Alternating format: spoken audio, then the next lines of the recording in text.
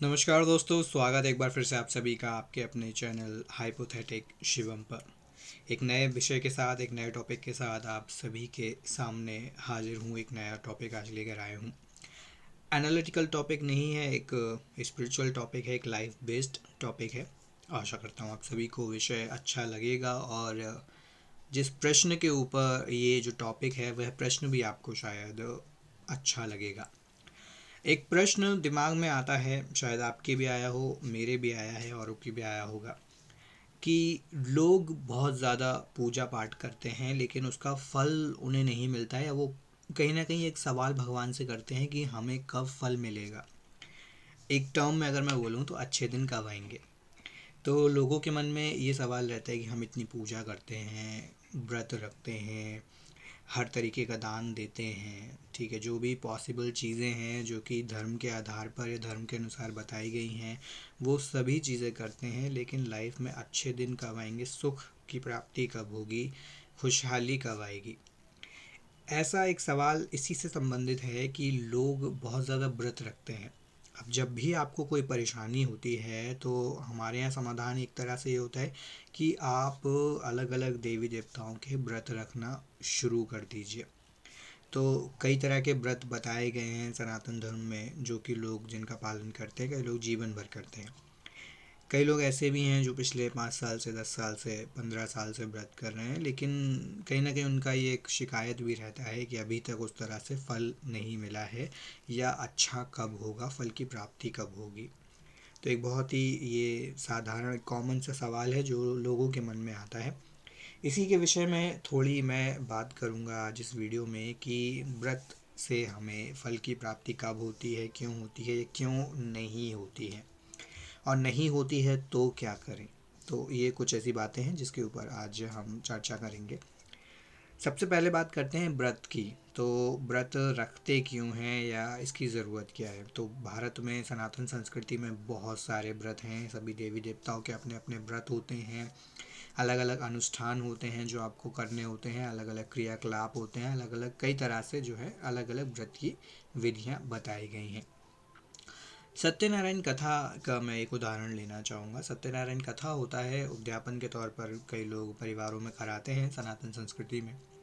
तो सत्यनारायण कथा में हमें कई सारी कथाएं सुनने को मिलती हैं। और एक कथा ऐसी आती है कि जो पति होते हैं वो व्यापारी होते हैं, व्यापार करने जाते हैं, पूजा बीच में छोड़ देते हैं भगवान नारायण की। तो उससे क्या होता है, उनका जो धन है वो डूब जाता है पानी में, या उनका धन जो है वो खो जाता है। तो जो भी उनकी सुख समृद्धि होती है वो सब ख़त्म हो जाती है। फिर उन्हें एक व्यक्ति आके बताता है कि आपने जो है वो व्रत पूरा नहीं किया, या व्रत वो आपने बीच में छोड़ दिया, या उसका प्रसाद आपने ग्रहण नहीं किया, जिसके चलते जो है आपकी सारी सुख समृद्धि ख़त्म हो गई। लेकिन अगर आप फिर से व्रत को करना शुरू करोगे, नियम अनुसार आप चलोगे, तो आपकी सारी चीज़ें ठीक हो जाएंगी। फिर आगे व्रत में कथा में ये बताया जाता है कि जब वो व्रत को करना शुरू कर देते हैं तो कुछ ही दिनों में उनका सारा जो भी चीज़ें थी वो नॉर्मल हो जाती हैं, लाइफ नॉर्मल सी की ओर लौटना शुरू हो जाती है। बट कई बार रियल लाइफ में ऐसा नहीं होता है, या मैं कहूँ ना के बराबर होता है। कुछ लोगों के साथ में होता हो तो उसके अलग कारण होते हैं। अब क्यों नहीं होता है, सबसे बड़ा विषय कथाओं में गलत बताया गया है, या कथाएं हमें बेवकूफ़ बनाने के लिए है, या हम कुछ गलत कर रहे हैं जिसके चलते ऐसा नहीं हो रहा है जो कथाओं में सुनने को मिलता है। तो ये एक सवाल है जो आपके मन में आ सकता है। आइए इसके ऊपर एक बार चर्चा करते हैं, ऐसा क्यों होता है। तो देखिए, मैं यहाँ पर भगवत गीता के एग्जाम्पल लेना चाहूँगा, श्लोक नरेट नहीं करूँगा। भगवत गीता में पूजा के कई प्रकार बताए गए हैं, साधना करने के प्रकार बताए गए हैं। सतयुग से बात करते हैं। सतयुग में यज्ञ प्रथा हुआ करती थी। सतयुग में पूजा करने की जो विधि थी वो यज्ञ हुआ करती थी। उसके बाद आपका द्वापर युग आता है। तो वहाँ पर क्या होता था, वहाँ पर जो है वो योगी हुआ करते थे, ठीक है, योग के माध्यम से लोग ईश्वर को प्राप्त करने की कोशिश करते थे। ऐसे ही कलयुग में, तो कलयुग अब लेटेस्ट वर्जन है, एडवांस्ड वर्जन है। जैसे मोबाइल फ़ोन होता है, मोबाइल फ़ोन्स के डिफरेंट वर्जन्स होते हैं, इसी तरह हमारी जो एजेस होते हैं उनके भी डिफरेंट वर्जन्स होते हैं। तो एज के साथ में आपको अपग्रेड करना होता है, अपडेट करना होता है। अब कलयुग आ गया है, बट अभी कलयुग में भी हम कई सारी चीज़ों को कैरी कर रहे हैं, ड्रैग करके लेकर आए हैं कलयुग में। तो कलयुग में आपको योग भी देखने को मिल जाता है, यज्ञ भी कहीं कहीं पर देखने को मिल जाते हैं, पूजा पाठ भी देखने को मिल जाती है, जो कि बहुत कॉमनली होती है। बट कलयुग जो है वो पूजा पाठ का, योग का, यज्ञ का युग नहीं है।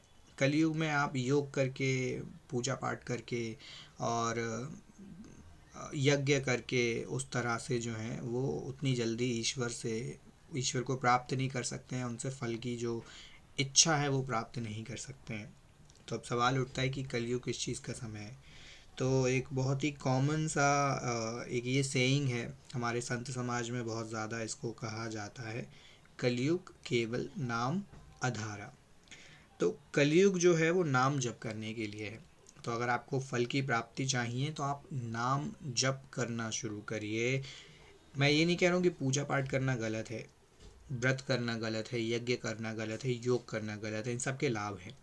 इसको ऐसे आप समझ सकते हैं कि अब जो समय है वो कीपैड फ़ोन्स का नहीं है। आज अच्छे से अच्छे, नई से नई टेक्नोलॉजी के स्मार्टफोन्स हमें देखने को मिलते हैं, बाज़ार में लोग यूज़ करते हैं। लेकिन इसका ये मतलब बिल्कुल भी नहीं है कि कीपैड फ़ोन का जो यूज़ है वो ख़त्म हो गया, ये लोग रखते नहीं। आज भी बहुत से लोग कीपैड फ़ोन से यूज़ करते हैं। जैसे एक फ़ोन यूज़ हुआ करता था काफ़ी समय पहले, मैं नाम उसका भूल रहा हूँ, ठीक है, तो वो बहुत ज़्यादा कॉमनली यूज़ होता था, बट अब उतना नहीं हो रहा है। तो कहने का मीन्स यही है कि आज भी ऐसे कई लोग हैं जो कीपैड फ़ोन चला रहे हैं, लेकिन कीपैड फ़ोन का ये समय है नहीं। कीपैड फ़ोन का जो समय है वो एक तरह से जा चुका है। इसी तरह कलयुग में आप योग कर सकते हैं, बिल्कुल कर सकते हैं, आप व्रत भी कर सकते हैं, आप यज्ञ भी कर सकते हैं। इनके फल की प्राप्ति आपको मिलेगी, लेकिन इच्छाओं के रूप में, इच्छा पूर्ति के रूप में मिलेगी, इसका कोई भी ऐसा श्योरिटी नहीं है। कलयुग में जो सबसे आसान तरीका बताया गया है वो नाम जप का बताया गया है। ईश्वर के नाम का जप करिए, जितना ज़्यादा कर सकते हैं उतना ज़्यादा करिए। कोई अनुष्ठान करने की आवश्यकता नहीं है, कोई अलग अलग तरह के क्रियाकलाप करने की ज़रूरत नहीं है, अलग अलग देवी देवताओं के मंदिर में जाने की ज़रूरत नहीं है। लोग शनिवार को शनिदेव के मंदिर चले जाते हैं, लेकिन उसकी आवश्यकता नहीं है। मुझे ऐसा लगता है जब भगवान श्री कृष्ण, भगवान श्री राम या जिन भी भगवान को आप मानते हैं वो सबसे ऊपर हैं, तो आप सीधे उनको पूजिए ना। आप शनिदेव मंदिर में जा रहे हैं, किसी और देवी देवताओं के मंदिर में जा रहे हैं, तो जो मुख्य भगवान हैं उनकी आराधना करिए, उनका नाम जप करिए, उनके मंत्रों को जप करिए, आपके सारे कार्य बनते चले जाएंगे। अब कुछ लोगों के मन में ये सवाल आ सकता है कि हम सारी चीज़ें करते हैं फिर भी हमें फल नहीं मिलता है, दुख परेशानियां जीवन में बनी हुई हैं। उसका कारण यह होता है कि पिछले जन्मों में जो आप कर्म करके आए हैं उन कर्मों को आपको भोगना ही भोगना है। और अगर आप मान लीजिए जप करने के बाद, व्रत करने के बाद, यज्ञ करने के बाद, पूजा पाठ करने के बाद भी अगर आपको फल की प्राप्ति नहीं हो रही है, मतलब पिछले जन्मों में आप कुछ ऐसे कर्म करके आए हैं जो अभी समाप्त नहीं हुए हैं, और जब तक वो कर्म आपके समाप्त नहीं हो जाते हैं तब तक आपको आपके इच्छित फलों की प्राप्ति नहीं होगी। तो हो सकता है आपको यह जीवन सिर्फ और सिर्फ अपने पुराने जो भी आपके कर्म हैं उनको काटने के लिए मिला है, उनको पूरा करने के लिए मिला है। तो उन कर्मों को काटिए, उन कर्मों को पूरा करिए और कोशिश करिए कि इस जीवन में ज़्यादा से ज़्यादा अच्छा करें। अच्छा, अब सवाल आता है कि फिर व्रत का मतलब क्या हुआ? क्या व्रत अमान्य है? व्रत का कोई मतलब नहीं है, बिल्कुल है। व्रत करने से, पूजा पाठ करने से पुण्य की प्राप्ति होती है, वो आपके पुण्यों में ऐड हो जाता है, यानी कि आपके गुड डीड्स में, आपके अच्छे कर्मों में ऐड हो जाता है। कई व्रत में यह भी बोला गया है कि यह व्रत करने से आपको स्वर्ग की प्राप्ति होती है, जो कि बिल्कुल होती है, लेकिन वह स्वर्ग की प्राप्ति तब होती है जब आप अपने पुराने कर्मों को उतार कर आए हैं, पुराने पिछले जीवन में अच्छे कर्म कर कर आए हैं, और इस जीवन में आपका जो लक्ष्य है वो इस दुनिया से पार चले जाना है, तर जाना है, मोक्ष की प्राप्ति करना है। तो उस केस में आपको व्रत करने से मोक्ष मिलने में सहायता मिलती है, बिल्कुल मिलती है, लेकिन वो सिर्फ और सिर्फ इसी केस में होता है जब आपके पुराने कर्म या कर्म बंधन आप जो है ऐसे मान लीजिए कि कर्मों की जो ईएमआई है वो आप पूरी करके आए हैं। कर्मों की ईएमआई बची है तो आपको व्रत करने के बाद भी कोई लाभ देखने को नहीं मिलेगा, क्योंकि जब तक वो ईएमआई आपकी ख़त्म नहीं हो जाती है जो पिछले जन्मों में आप लेकर आए हैं, तब तक आपको फल देखने को नहीं मिलेंगे। तो जितना पुण्य आप व्रत से कमाते हैं उतना पुण्य आप भगवान का नाम जप करके कर सकते हैं। कुछ लोगों को अच्छा लगता है व्रत करना, बिल्कुल करिए, बहुत अच्छी चीज़ है। लेकिन ये सोच कर अगर आप व्रत कर रहे हैं कि इच्छाओं की प्राप्ति होगी, तो शायद वो उतना अच्छा आपको नहीं लगेगा और निराशा आपको और ज़्यादा होगी कि मैं इतना व्रत कर रहा हूँ, इतनी पूजा कर रहा हूँ, लेकिन कुछ हो नहीं रहा है जीवन में। तो वो सिर्फ निराशा ही आपके जीवन में देगा। उससे आप परिणाम की इच्छा कर रहे हैं तो शायद आप गलत सोच रहे हैं। तो इससे अच्छा है कि आप नाम जप करिए। कम समय लगता है नाम जप करने में, आपकी ऊर्जा नष्ट नहीं होती है, भूखा नहीं रहना है आपको, ठीक है। आपके मन में जो लालच है वो भी कम रहेगा कि मैं नाम जप कर रहा हूँ तो इसके रिटर्न में तो क्या ही मिलेगा। क्योंकि व्रत एक बड़ी चीज़ है। व्रत मतलब आप पूरा दिन भूखे प्यासे रह रहे हो और सोच रहे हो कि आज मैं 12 घंटे भूखा रहा हूँ, भगवान खुश हो जाएंगे, तो आज तो कुछ ना कुछ हो ही जाएगा। तो एक्सपेक्टेशन कम रहती है जब आप नाम जप करते हो।